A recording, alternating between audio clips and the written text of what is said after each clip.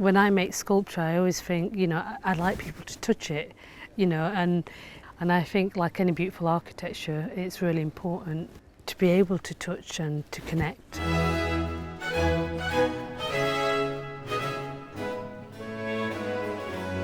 I'm Halima Cassell. I'm an artist stroke sculptor. I've been working over the years experimenting with different materials. The scale of my work has grown over the last few years, and some of the larger pieces I've done are here at Glyndebourne. I've always had a great passion and joy for maths and art, and I think that has naturally been the journey that I've gone on. Maths and art were the two subjects I excelled at school.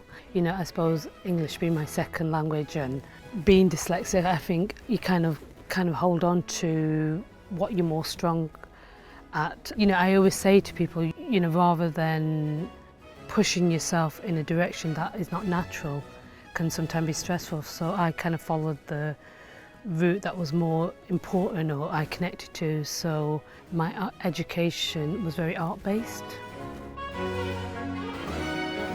I started off with clay at a very young age at secondary school, and then at university I had various different options with metal and wood. I was really inspired by various artists who use maths and art combination within their paintings, and like Bridget Riley, M.C. Escher, Victor Vasarely, these kind of artists who used a lot of maths and geometry within their work. But for me, the way I see things is very 3D.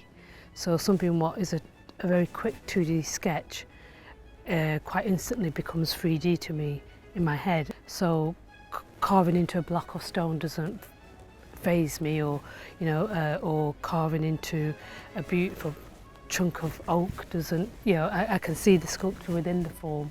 So it's just having appropriate tools and safety gear. To get to a chosen design, I go through several stages, and first is exploring the shape of the form that I'm working with and how a design is going to work on that. So if it's a spherical design, I work out various numerous ideas onto a notebook. The design process is very enjoyable, connecting to my subconscious and coming out with designs of thoughts that have been collected over a period of time, and then actually mapping the piece onto the clay. That's when I have to be very focused and get everything as accurate as I possibly can. It's a very slow process, but it's very enjoyable, and it's hard to leave the piece. You think, well, I'll just do another couple of hours till I carve out that section, or I've taken that bit deeper, and before you know it, it's been like more like 6-7 hours, and you have to push yourself away. It's not a kind of thing you can come back and forth from constantly. It has to be done over a long period of time, because once you've left it, the following day you have to reconnect with the piece, and once you're reconnected, it's important to stay connected, because you're constantly thinking about what's happening, not just on the section that you're carving, but the overall piece.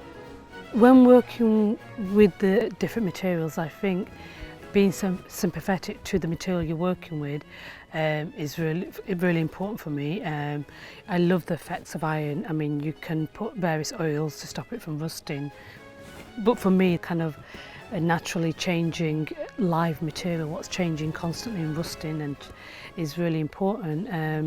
With the bronze, again, keeping it as natural as possible, and then over years with people rubbing their hands on it, and the patina kind of changes with age and touch.